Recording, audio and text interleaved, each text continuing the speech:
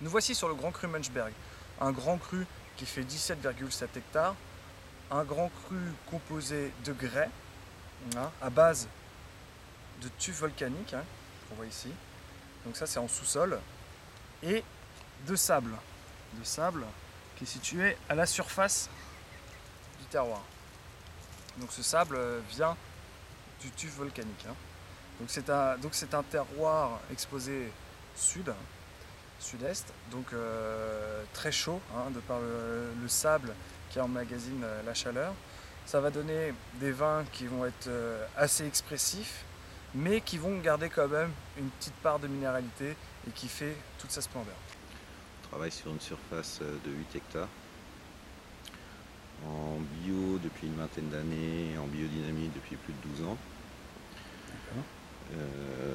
Voilà, nous avons à peu près une surface de 50 arts sur le Grand Cru. On travaille d'une façon très paysanne et puis très raisonnée au niveau de notre travail global de la vigne, c'est-à-dire aussi bien au niveau des sols qu'au niveau des traitements. D'accord. On essaye d'éviter le plus possible les interventions, tout en ayant des interventions qui sont justes. Et puis voilà. D'accord. Donc qu'est-ce que vous nous faites goûter là comme vin? Donc là c'est Munchberg 2009, D'accord. qui déjà par sa robe laisse présager un millésime assez solaire, puisqu'on est sur un vin qui a des couleurs assez soutenues. Mmh. Donc on est sur la parcelle là On est sur la parcelle du Grand Cru.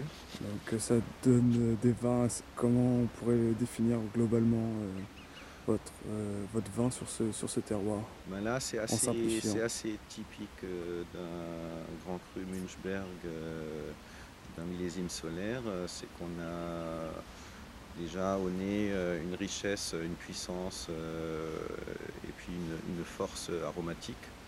Une gourmandise liée à la chaleur du millésime. Et puis ce terroir permet tout de suite, dès qu'on a pris ce vin en bouche, d'avoir de la salinité, une structure minérale, des amertumes qui font que cette puissance elle est contenue Oui. par son terroir. Ouais, c'est le terroir qui veut ça, c'est un terroir chaud. C'est un terroir chaud, on est plein sud, on est sur des sables, donc avec une exposition et un substrat qui accueille volontiers les chaleurs du soleil, la chaleur du soleil, pardon. Et donc effectivement on a des maturités sur ce cépage qui est tardif, on a des maturités qui sont assez aisées à obtenir, mais on n'est jamais dans la lourdeur, jamais dans l'excès de fatigue liée à un millésime solaire de ce type-là, puisque ce substrat minéral, ces grès, ces cendres volcaniques avec une toute faible proportion d'argile permettent d'avoir et de donner à ce vin une élégance et une finesse, une puissance, une élégance, une finesse, quelque chose de subtil lié à ce minéral-là. D'accord, super. Alors on pourrait l'accompagner avec quel mets alors à peu près ce vin? Ben, ce vin est un peu une pompadour, il a quelque chose de riche, voire de royal, donc c'est un vin qui a besoin vraiment d'avoir des plats qui par essence même ont ces équivalences. C'est-à-dire, alors sans rentrer dans des plats très sophistiqués, on a besoin de matière et de structure dans le plat.